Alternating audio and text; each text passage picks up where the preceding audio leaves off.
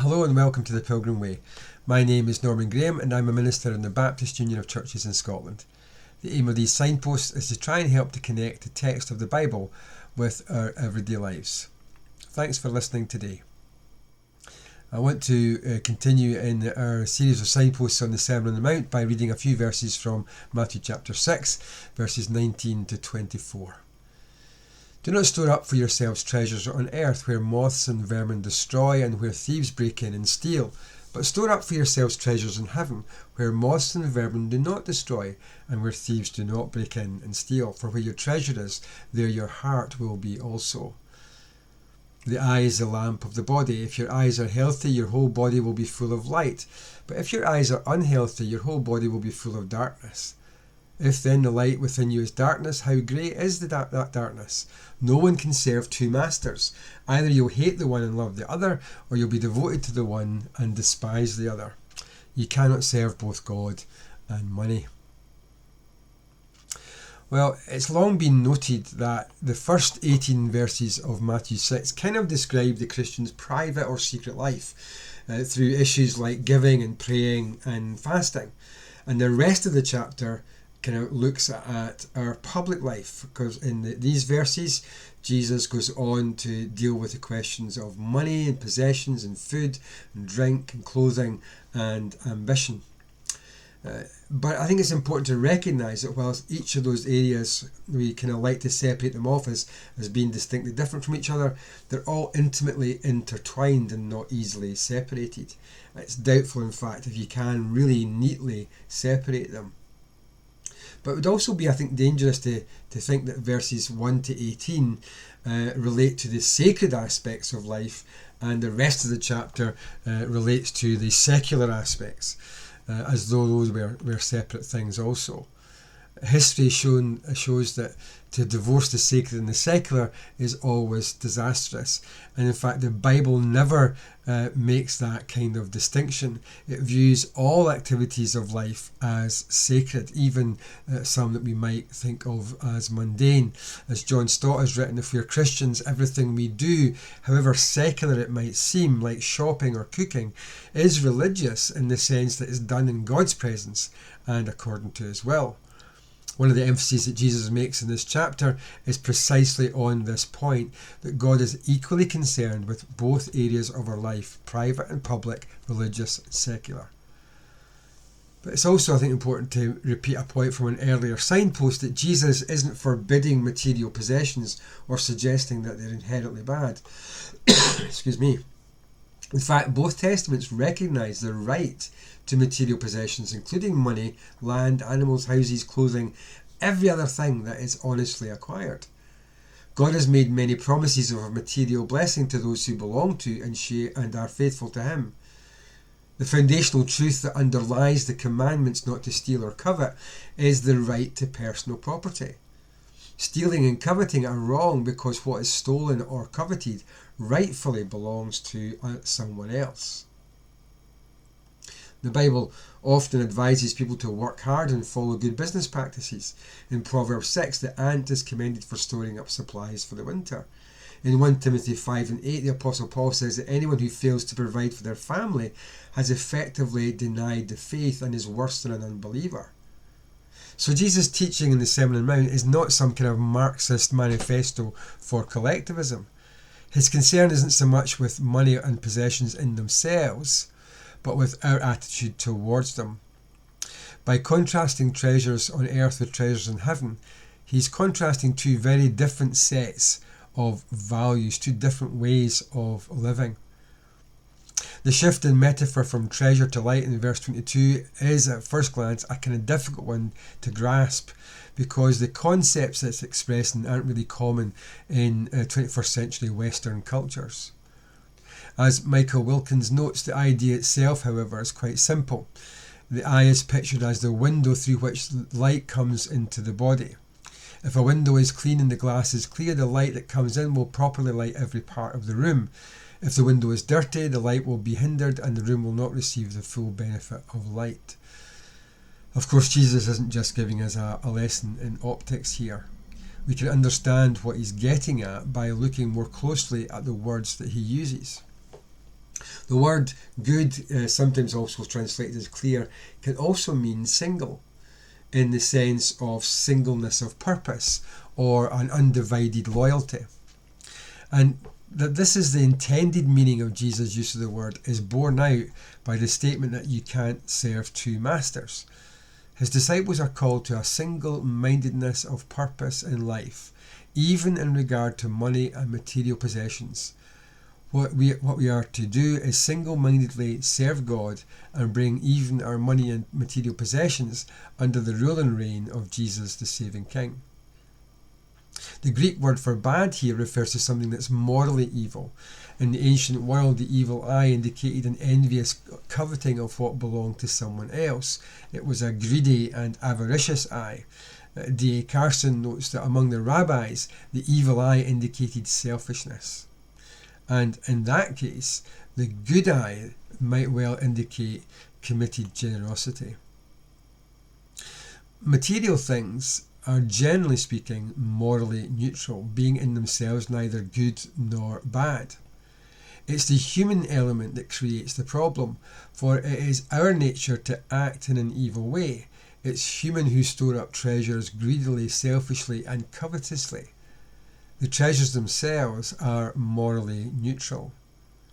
Jesus' concern in speaking about these competing treasures has been the same concern that he's expressed throughout the entire chapter.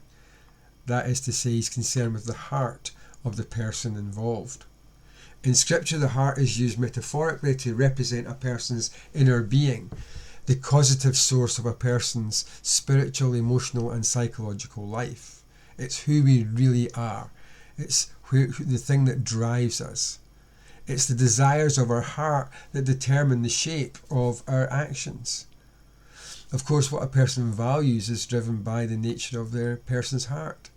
And so in continuing the theme of treasure by addressing the eye, Jesus is doing that by addressing the eye as the conduit of the inner person, or to the inner person. In other words, what he's saying here is that since the heart is the true repository of treasure, when the eye focuses on something of value, it becomes the conduit that fills the heart with what has been focused upon. If the eye is good or single-mindedly focused on God's kingdom, it's a conduit that allows the heart to be filled with the light of God's treasure. Equally, of course, if the eye is bad, that is to say covetously selfish, then it becomes a conduit by which selfishness and evil fill the heart of the person.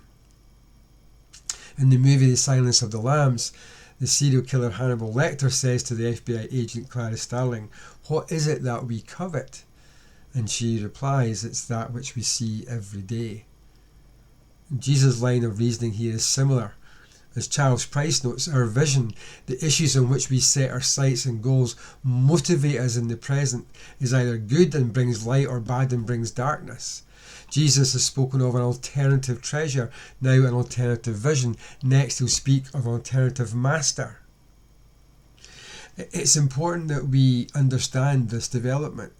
What begins as treasure presents itself as something which serves or furthers our own interests. That's the nature of treasure. It's a servant to us. In our pursuit of it, our treasure becomes our vision, the goal on which our sight is set, the motivation that drives us. In time, what began as our treasure and grew into our vision becomes our master. Instead of serving us, we serve it. Freedom of choice is limited to one fundamental option. We get to choose our master. Thereafter, everything we do is a consequence of that. So in some sense, the idea of free will is a little bit of a myth. You can see that in Tolkien's masterpiece of Lord of the Rings and The Hobbit, especially in The Hobbit, where Bilbo Baggins goes to look at the treasure that's been stored under the mountain smog. The dragon is lying on top of it.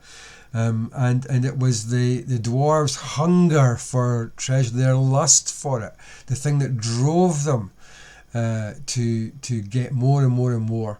And the more they got, the more they attracted the attention of the dragon until it almost destroyed them. And certainly in the movies of that film, of that book rather, you really get a sense of how Thorin Oakenshield becomes consumed by the lust for the Arkenstone. Instead of it being him being its master, it has effectively become his. The two perspectives about treasure in these verses are perhaps best expressed in the ways that they play out in people's lives. For example, Mrs. Bertha Adams died on Easter Sunday in 1976 in West Palm Beach in Florida. She was 71 years old.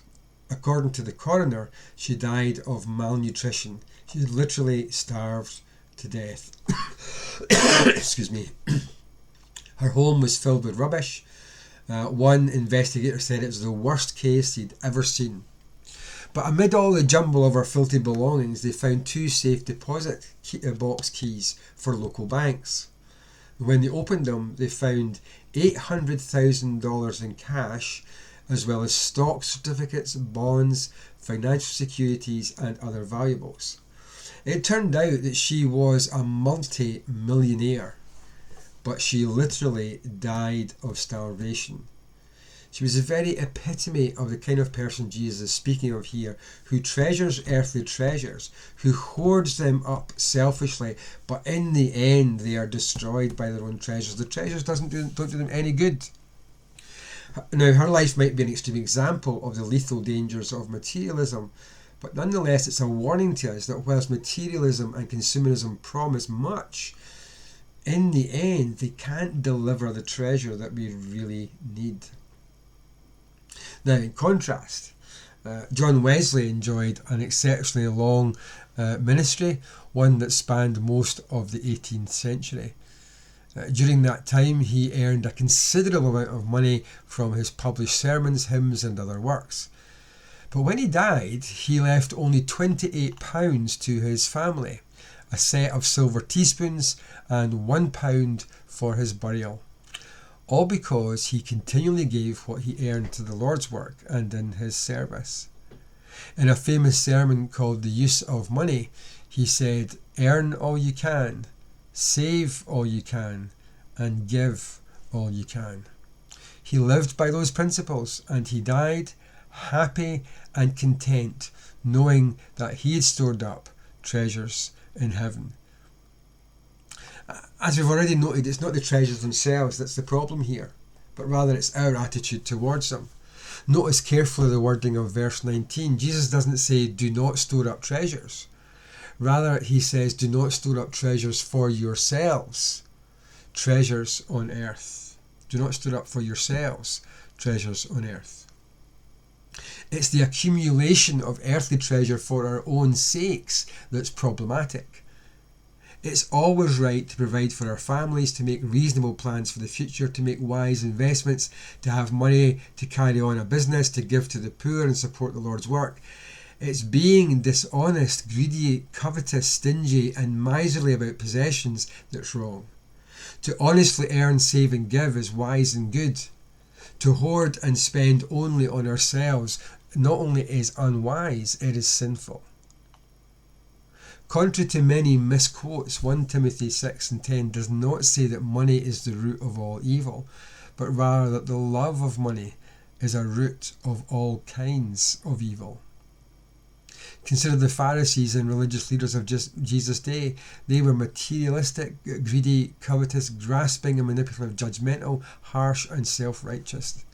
It's not incidental, therefore, that Jesus also tells us in Luke 16:14 that they were lovers of money. All of their sins and wickedness and desires of their hearts were connected. The love of money and their evil behaviour were connected. If we would be true disciples of Jesus, we need to have a clear vision in regard to money and possessions. Perhaps especially because we live in a very materialistic and consumerist age. We need to understand that discipleship and selfish greed are incompatible with one another, just as serving God and serving money are incompatible. We mustn't forget that whatever earthly treasure we have, they're temporary. They're only good for this life and vulnerable to theft and decay and loss. The value of your investments can go down as well as up. As the Apostle Paul writes in 1 Timothy 6 and 7, we brought nothing into the world and we can take nothing from it. Not only is our earthly treasure temporary, but it's also troublesome. In the next section connected to this one by the word therefore, in verse 25, Jesus uses the word worry 5 times in connection with earthly treasures. We think that the more that we have, the less we'll worry, but the opposite is actually true. For the more that we have, then the more we have to lose, and the more we worry about losing it. I read somewhere once that the national debt of the United States of America was about the same amount of money that citizens spent annually on locks and keys. We need the clarity of vision that Jesus gives us in Luke 12 and 15, where he reminds us that life does not consist of the abundance of possessions. In contrast to that, heavenly treasures are permanent. Whilst it's true that Jesus does not give a detailed description of what he means by the term, I like Charles Price's thought that to lay up treasure in heaven is to live on earth with heaven in mind. And furthermore, heavenly treasures are peaceful. I think it's very important because we are generally wealthier and better off than our parents and grandparents. We have much more stuff, and yet we are much more anxious and depressed than ever before. As we'll see in the next section of Matthew's Gospel in the Sermon on the Mount, Jesus shows how the person who stores up treasure in heaven is at peace. They don't worry about food and clothing or about the length of their life. As disciples, our perspective on treasure should basically be that all our treasure is a gift from God to be returned to him in works of service for the good of others and for the building of the kingdom. I don't have many heroes, but Jimmy Carter's definitely one of them. And I think he summed up Jesus' teaching very well here when he said, "My faith demands that I do whatever I can, wherever I am, whenever I can, for as long as I can, with whatever I have, to try and make a difference." So the question is not how much treasure do I have, but rather how much of me does my treasure have? Now there's a question that needs to be answered. Thanks for listening.